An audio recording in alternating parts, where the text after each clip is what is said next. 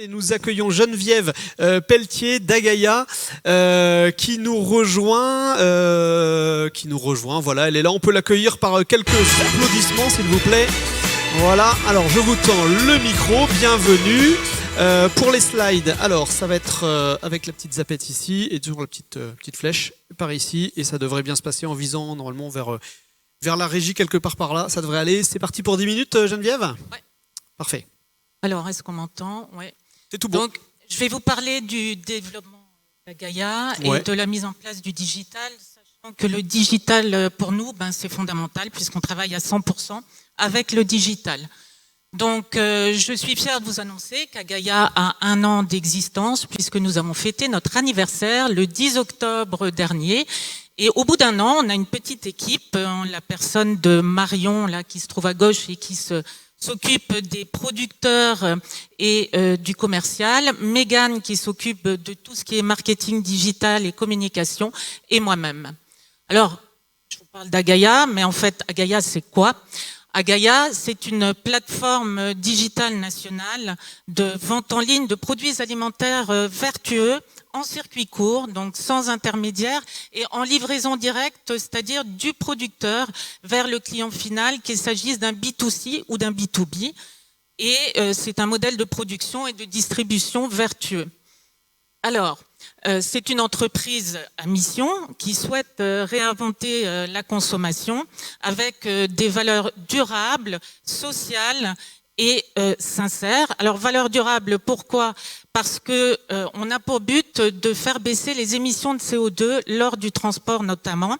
Je ne sais pas si vous connaissez en fait le parcours de marchandises alimentaires actuellement en France, mais elles peuvent partir d'une zone de production, faire le tour de la France et revenir en vente dans la même zone de production, ce qui est une aberration un peu carrément même écologique. Donc nous, la livraison directe du producteur vers le client final, c'est des émissions de carbone diminuées par 4. Et ça, c'est une étude de la FEVAD qui le dit. Alors, les valeurs sociales, on a aussi pour mission de donner un revenu aux producteurs et aux PME locales alimentaires françaises. Pourquoi ? Parce qu'en fait, il n'y a pas de niveau de marge entre le producteur, la PME locale et le client final, mis à part notre commission, bien sûr. Et enfin, des valeurs sincères. Pourquoi ? Parce qu'on souhaite que nos clients mangent sainement. Aujourd'hui, on a 120 producteurs sur notre plateforme, plus de 3000 produits. Ils ont tous été sélectionnés, goûtés et répondent tous à un cahier des charges justement éco-responsable, pas forcément labellisé, mais en fait, ils peuvent avoir une vraie philosophie de production sans forcément porter le label bio. Voilà. Alors, donc aujourd'hui, Agaia s'adresse majoritairement, enfin en tout cas le chiffre d'affaires est majoritairement réalisé avec le B2B. Le B2B, ce sont des épiceries fines, des caves à vin, de la restauration, qui souhaitent sourcer localement et des produits sains. Et puis du B2C avec des particuliers qui souhaitent manger de bons produits. Alors, Agaia dans le digital, ça a d'abord été la création d'un site. Et la première question qu'on s'est posée, c'était de savoir si on voulait créer le site, utiliser des CMS existants type PrestaShop, Shopify, WordPress ou autre, ou alors le développer en natif. Alors, par rapport à nos exigences, on voulait un site personnalisé qui soit évolutif. On a décidé de le développer en natif, ce qui nous a permis d'avoir un design sur mesure, d'avoir un parcours utilisateur tout à fait personnalisé et qui réponde à la fois aux clients particuliers et aux clients professionnels qui n'utilisent pas forcément la même logique, en tout cas dans le parcours d'achat. On a une interface aussi qui est plutôt conviviale. On la voit là sur la droite, qui permet effectivement à tous nos producteurs de se connecter au back-office, de gérer leur stock, de créer leurs fiches produits, etc. Et ensuite, c'est vrai que tout à l'heure, la question se posait, nous, on souhaitait vraiment, par rapport à notre projet, avoir un site éco-conçu Donc voilà, l'agence qu'on avait sélectionnée était en capacité de nous proposer ce site éco-conçu justement par des images moins lourdes et par un hébergement vertueux. Voilà. Bon, les aspects négatifs justement d'un développement en natif, c'est le coût déjà, parce que c'est vrai que c'est 2 à 3 fois plus cher qu'un CMS, on va dire, standard. Le temps de développement, parce qu'il nous a fallu beaucoup de temps pour réfléchir à ce parcours client. Et c'est vrai qu'on est complètement dépendant pour le coup des développeurs et d'agences digitales.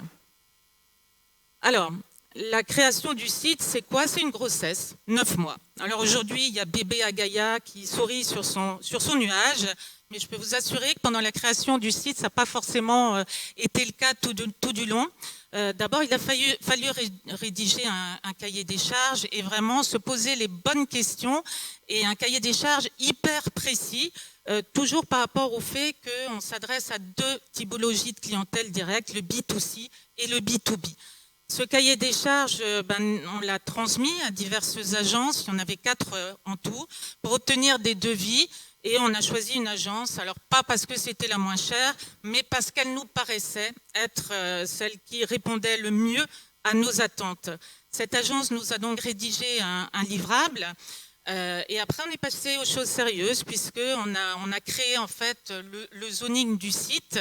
Et ça, c'est une étape hyper importante, parce que c'est vraiment les maquettes en fait du site, et c'est ce qui va permettre la navigation optimale sur ce site. Alors cette étape nous a pris quasiment 4 mois. On avait des réunions avec l'agence toutes les semaines. Et voilà, c'est une étape hyper importante. Ensuite, on est passé à l'étape du développement. Alors, c'était un développement de façon agile, puisque quand un module était fait, on passait à un autre module, mais on testait en fait le module précédent, ce qui nous permettait toujours d'avancer et de corriger les modules précédents. Voilà, alors voilà notre site. Donc on annonce un petit peu la promesse, c'est d'acheter et de consommer différemment, avec un univers, on va dire, éco-responsable, puisque des couleurs qui correspondent un petit peu au message que l'on veut faire passer. Alors sur notre site, on peut sélectionner les produits par région, hein. On a une carte qui nous permet de le faire. Enfin, je l'ai dit tout à l'heure, on agit au niveau du territoire national. Voilà, donc on peut sélectionner les producteurs par région. On peut sélectionner aussi par producteur, en fait. Alors voilà, nos produits sont classés par rayonnage, épicerie salée, épicerie sucrée, etc. Et une fois qu'on rentre dans un rayonnage, on a les produits qui sont présentés, et systématiquement, on a la tête des producteurs. Quand on clique sur les producteurs, on a la fiche du producteur, ce qui nous permet d'avoir une traçabilité optimale, ou en tout cas le client, lorsqu'il commande, il sait qu'il commande chez Clélia et Nicolas Leroux et pas chez quelqu'un d'autre. Il sait que la marchandise va venir directement de chez eux et pas d'une plateforme. Voilà, donc ça garantit en fait une fraîcheur optimale au client. Alors voilà, on a fait le site, après il faut le faire connaître, et c'est vrai qu'on a mis en place une stratégie, enfin 2 stratégies marketing, d'inbound marketing, une pour le B2B et une pour le B2C, puisque c'est vrai que ça, ce sont deux typologies complètement différentes. Alors pour la prospection du B2B, on a fait des campagnes sponsorisées Facebook, et on a beaucoup utilisé le LinkedIn d'Agaya. C'est vrai qu'on communique beaucoup aux professionnels par le LinkedIn d'Agaya. Ça rassure, ils peuvent aller consulter les profils, etc.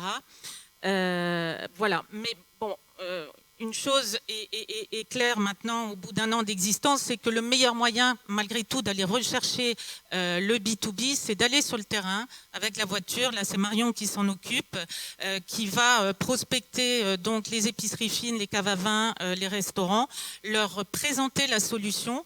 Et là, on a 90% de taux de retour lorsqu'on va les prospecter directement plutôt.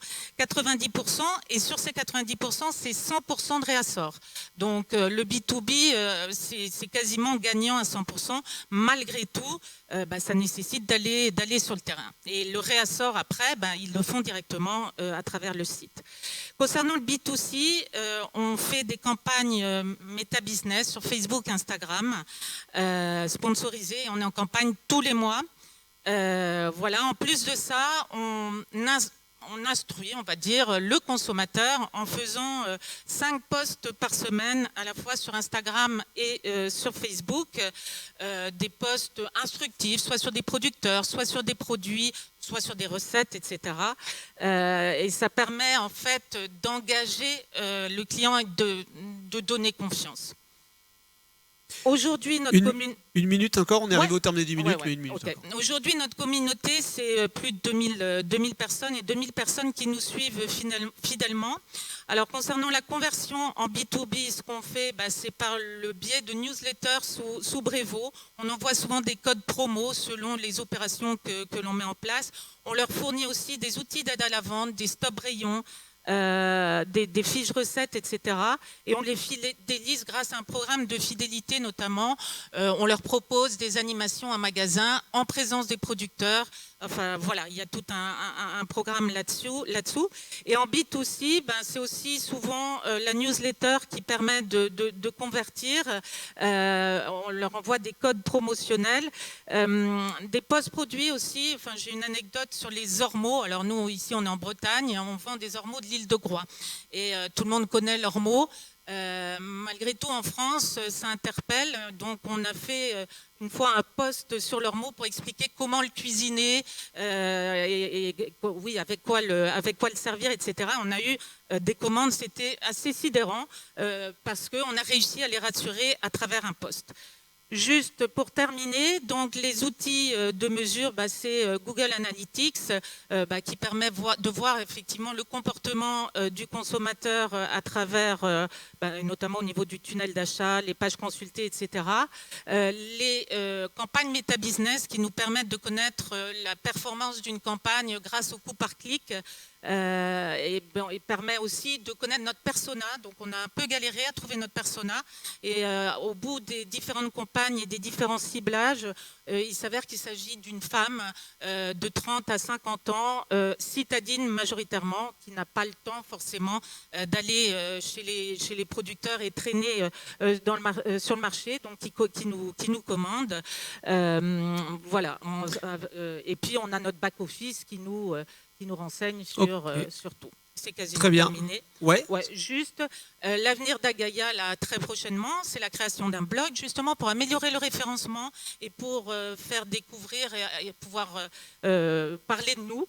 Et l'amélioration du site, avec notamment un module anti-gaspi qui va permettre de gérer les pertes des professionnels à travers nos particuliers. Ok. Voilà. Rapidement, donc merci pour cette transparence par rapport à toutes ces actions e-commerce. Peut-être un mot, il y a combien de personnes derrière parce que vous parlez pas mal d'actions justement de communication, de community management, d'emailing, etc. C'est quoi les métiers qu'il y a derrière Métiers, on n'est pas nombreux, hein, on est 3. Donc toute la partie justement community management, même vidéo, etc. C'est Mégane. Il y a une personne. Voilà. Ok. Et du coup, alors vous parlez de beaucoup de choses. Du coup, vous avez un outil CRM derrière pour justement capter toutes les données clients et outils de relation client. Comment vous faites Immédiatement pas. Et c'est vrai que là, là, on va faire une campagne de crowdfunding et puis on est en train de lever des fonds justement pour permettre de pouvoir se structurer et d'avoir cet outil CRM notamment. Ok, très bien. J'ai oublié de le dire tout à l'heure, mais il y a la possibilité de poser des questions dans la salle. Alors, je ne sais pas s'il y a une question dans l'assistance. Alors, est-ce que je vois? N'hésitez pas à lever le bras, si vous voulez. Bon, là, je ne vois pas de questions spontanément, mais si vous en avez pour une prochaine fois, n'hésitez pas. Alors, je ne vois pas grand-chose ici, hein, mais n'hésitez pas à m'interpeller. Ok, on a parlé de métier, on a parlé de tous ces éléments-là, d'accord. Et comment, peut-être, pour terminer, Comment se différencier? Parce que forcément, il y a d'autres plateformes qui existent un peu dans cet univers. Ouais, alors d'autres plateformes en alimentaire, nous, on insiste vraiment sur le choix des produits. Vraiment, on goûte tous les produits. Tous les producteurs qui sont sur notre plateforme sont des producteurs dits vertueux, qui ont, je vous disais, soit un label bio, biodynamie, HVE, ou avec une vraie philosophie de culture.